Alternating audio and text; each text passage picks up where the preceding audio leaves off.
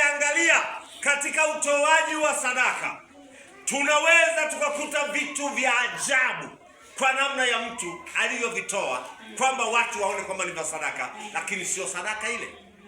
Mimi nimeona sehemu moja ambapo mtu mmoja alikuwa na sherehe iliandaliwa. Tunaona watu wanapeleka sadaka, yani wanapeleka zawadi. Yule mtu alipoenda kutoa zawadi, kwa sababu ya sherehe iliyokuwepo, yule kijana alikuwa anafunga ndoa.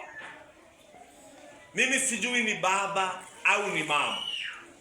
Alipeleka kiatu kimoja cha mguu mmoja, akaenda kaweka mle.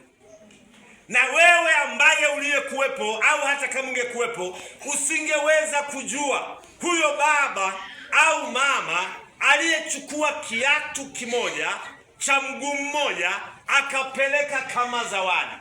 Swali la kwanza ambalo tungejiuliza ya kwamba, je, huyu mtu aliyeenda kutoa kiatu kimoja alikuwa na roho nzuri? Alikuwa na roho mbaya? Inawezekana hata alihusika kwenye ushirikina, lakini watu walimuona kama ameenda kutoa sadaka. Sasa naomba na wewe niulize, au ungejiuliza kichwani, huyu mchungaji anasema ya kwamba waliona kiatu kimoja ndio alienda kutoa, alikionaje hicho kiatu kilichotolewa? Yule dada, mimi kwangu alikuwa ni dada yangu. Nasema alikuwa ni dada yangu kwa sababu hata sasa hivi hayupo. Yule dada, sherehe ilifanyika Dar es Salaam. Wakati wa kuangalia vile vilivyotolewa, ndipo kilipoonekana kiatu kimoja. Kwa hiyo yule ambaye alikuwa na mawazo mabaya alionekana mbele ya watu, na yeye anaenda kutoa sadaka. Alichokitoa sadaka ni hicho kiatu cha mguu mmoja. Hatujui mawazo yake yalikuwaje, kwa sababu alikuwa na moyo ambao sio wa kupenda. Chochote ambacho angetoa yeye, kwake ilikuwa ni sawa, na ndio maana akatoa kile. Kama kuna mtu ambaye alikuwa na moyo wa kupenda, ndio maana kwenye sherehe mtu anaweza akasema, mimi natoa bandari moja kwa ajili ya hawa watoto wanaoenda kuanza maisha mapya. Ninaweza nikatoa zawadi ambayo kwamba mtu mwingine, ni sherehe ambazo zimemalizika juzi, mtu anatoa milioni, anasema naomba hii milioni iwe kama zawadi ya huyu aliyefunga hii ndoa. Huyu mtu anamuwazia yaliyo mazuri. Kama mtu anatoa milioni moja, hivi wewe ukiwa pembeni unaonaje? Kwanza ni kweli kwamba watu hatuwezi kulingana, lakini pia moyo wa kupenda unamsukuma mtu afanye kilicho kizuri kulingana na namna alivyo. Bwana Yesu asifiwe.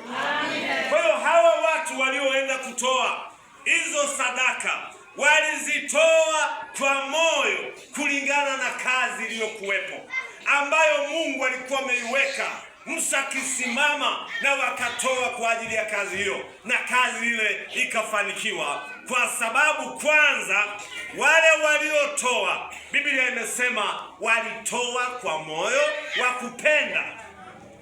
Na kama mtu anatoa kwa moyo wa kupenda, anatoa kwa sababu anajua ni nani anayemtolea.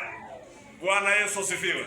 Amen. Tukirudi nyuma pale, kuna maneno fulani ambayo yanayozungumza pale nyuma.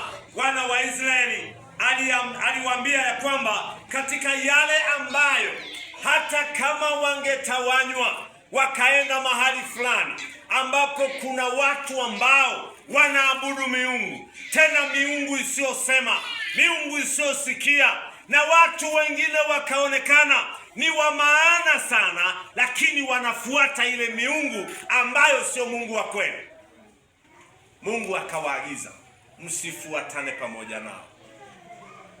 Akawaambia hata kama watakuwepo ambao wamesikia, na wala hata kama ukiwaambia hawasikii, wanaabudu miungu ambayo sio Mungu wa kweli, msifuatane pamoja nao.